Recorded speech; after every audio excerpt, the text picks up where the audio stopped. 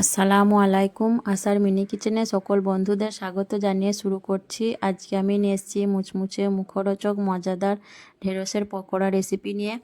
তো খুব সহজভাবেই আমি বানিয়ে দেখাবো ঢেঁড়সের রেসিপিটা। আর আপনারা দেখতে থাকুন কিভাবে পকোড়াগুলো বানাচ্ছি। আর ভালো লাগলে আমার চ্যানেলটি সাবস্ক্রাইব করে আমার পাশে থাকবেন। তো চলুন দেখে নেওয়া যাক রেসিপিটা।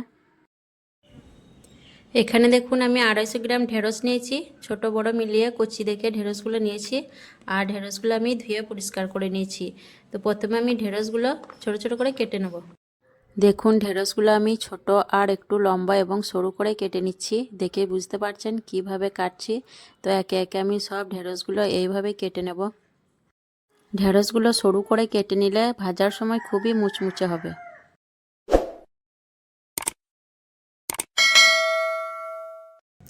দেখুন আমি সব ঢেঁড়সগুলো কেটে নিয়েছি আর এরকম সরু সরু করে কেটে নিয়েছি। একই রকমভাবে সবগুলি কেটে নিয়েছি। এগুলো আমি এখন একটা পাত্রের মধ্যে নিয়ে নেব।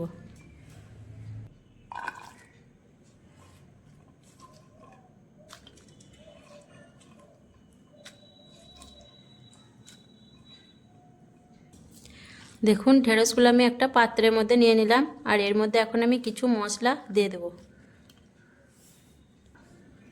দিয়ে দিচ্ছি আমি পরিমাণ মতো নুন, পরিমাণ মতো হলুদ গুঁড়ো, পরিমাণ মতো লঙ্কা গুঁড়ো, পরিমাণ মতো ভাজা জিরে গুঁড়ো, পরিমাণ মতো ভাজা ধনে গুঁড়ো, দিয়ে দিচ্ছি 1 চামচ ভর্তি ভর্তি কর্নফ্লাওয়ার, আর দিয়ে দিচ্ছি 3 চামচের মতো বেসন।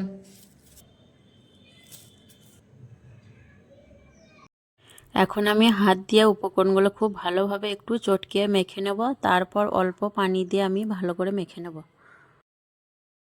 দেখুন খুব অল্প পরিমাণে পানি দিয়ে আমি আবারও খুব ভালোভাবে চটকে মেখে নেব। দেখুন ঢেঁড়সগুলো আমি খুব ভালোভাবে মেখে নিয়েছি চটকিয়ে। আর এখন আমি পকোড়াগুলো ভেজে নেব। কড়াইয়ে তেলটা আমি মিডিয়াম হিটে গরম করে নিয়েছি ভালোভাবে। দিয়ে আমি একে একে ঢেঁড়সগুলো গরম তেলের মধ্যে ছেড়ে দিচ্ছি। কিছুক্ষণ হওয়ার পর আমি উল্টে পাল্টিয়ে পকোড়াগুলো ভেজে নেব। কিছুক্ষণ পর আমি একটা ঝাঁঝরা দিয়ে পকোড়াগুলো উল্টে পাল্টে নেড়ে চেড়ে ভাজতে থাকবো কালারটা চেঞ্জ হওয়া অবধি। যতক্ষণ না কালারটা চেঞ্জ হয়ে যাচ্ছে ততক্ষণ আমি পকোড়াগুলো ভাজতে থাকবো। বেশ কিছুক্ষণ লো টু মিডিয়াম হিটে পকোড়াগুলো ভেজে নেওয়ার পর দেখুন কালারটা ব্রাউন কালার হয়ে গেছে। আর এখন আমি ঝাঁঝরা দিয়ে তেল থেকে পকোড়াগুলো ঝরিয়ে তুলে নিচ্ছি।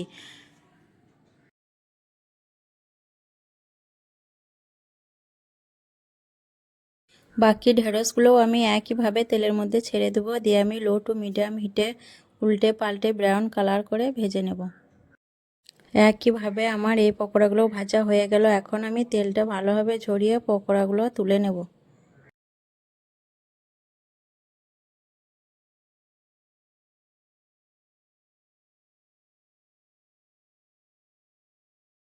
দেখুন খুব সহজেই কিন্তু ঢেঁড়সের পকোড়া তৈরি হয়ে গেল। আর এইভাবে অবশ্যই একবার বানিয়ে দেখবেন, খুবই খেতে মজাদার, কুরকুরে মুচমুচে হয় খেতে। আর কেমন লেগেছে অবশ্যই কমেন্টে জানাবেন। ভালো লাগলে আমার চ্যানেলটি সাবস্ক্রাইব করে আমার পাশে থাকবেন। সকলে ভালো থাকবেন, সুস্থ থাকবেন। আসবো আবার অন্য কোনো রেসিপি নিয়ে। আল্লাহ হাফেজ।